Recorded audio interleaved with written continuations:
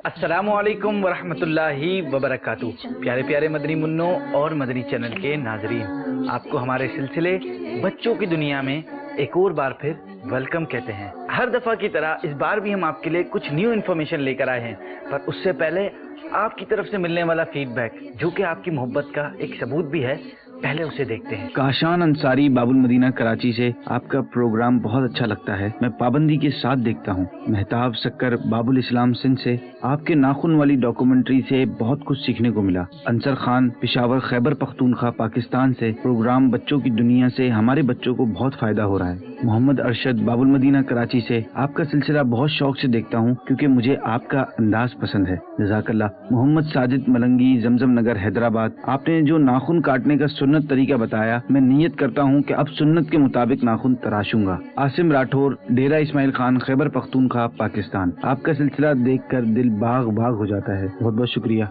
आपके फीडबैक्स का बेहद शुक्रिया। इसी तरह हमें अपना फीडबैक देते रहें। आज जो हम आपके लिए मौजू लेकर आए हैं वो है हमारे जिस्म में पाई जाने वाली ये हमारी वेन्स, यानी नसें, जिन्हें हम शरियाने भी कहते हैं। वेन्स के हवाले से आपको एक बहुत इंटरेस्टिंग बात मैं बताऊं, शायद आप पहले कभी नहीं सुनी होगी। इसी तरह की बेहतरीन इन्फॉर्मेशन हमने आपके लिए शॉर्ट डॉक्यूमेंट्री में तैयार की है, उसे देखिए।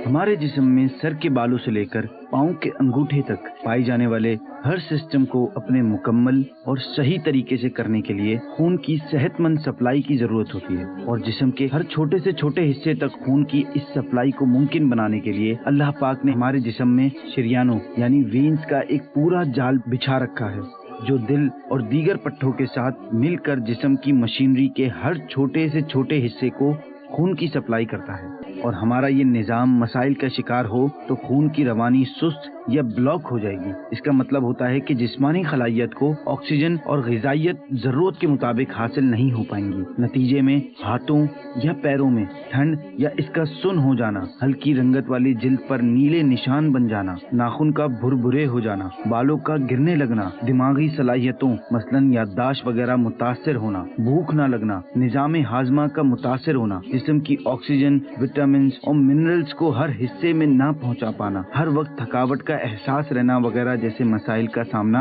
हो सकता है। जब ये ब्लड सर्कुलेशन सिस्टम डैमेज होता है तो दिल को मामूल की तरह खून नहीं मिल पाता। इसके नतीजे में सीने में दबाव बढ़ने या खिंचाव का एहसास होता है। इसी अलामत को अंजाइना भी कहा जाता है। वैसे तो सियाह हल्कों की मुतअद्दिद वजूहात हो सकती हैं, मगर दौरान खून के निज़ाम में मसाइल की भी ये बहुत आम अलामत होती है। अगर ये जानना चाहें कि सियाह हल्के सर्कुलेशन निज़ाम का नतीजा तो नहीं, तो इस हिस्से की जिल्द को नरमी से दबाएं। अगर ऐसा करने पर जिल्द की रंगत हल्की हो जाए और उंगली हटाने पर वापस सियाह हो जाए तो ये सर्कुलेशन मसाइल की जानिब इशारा हो सकता है। संगीन कैंसर में खून की नाकिस सर्कुलेशन के नतीजे में हाथों और पैरों में सूजन आ सकती है, जो कि नाकिस ग़िज़ाइयत और जिस्म की शरियानों यानी वेन्स में खून के बहाव की सलाहियत खत्म या कम होने का नतीजा होता है। लिहाजा हमें चाहिए कि हम ऐसी चीजों का इस्तेमाल करें जो इन वेन्स में खून के बहाव को बरकरार रखने में हमारी मदद करें। इसमें लहसुन, हल्दी, मछली और जैतून का तेल काबिल जिक्र ग़िज़ाएं हैं जो हमारी नसों में खून के बहाव को बरकरार रखने में मददगार साबित होते हैं। क्या शान है हमारे रब्बे करीम की,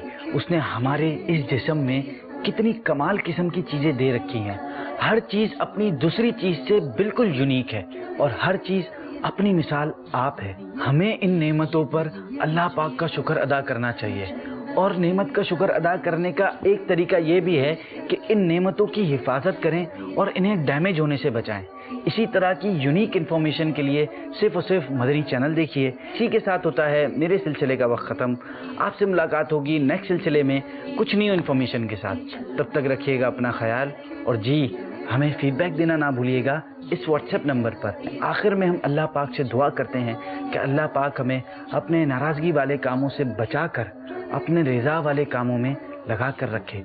आमीन बिजाहिन नबीजिल अमीन सल्लल्लाहु ताला अलैहि वसल्लम।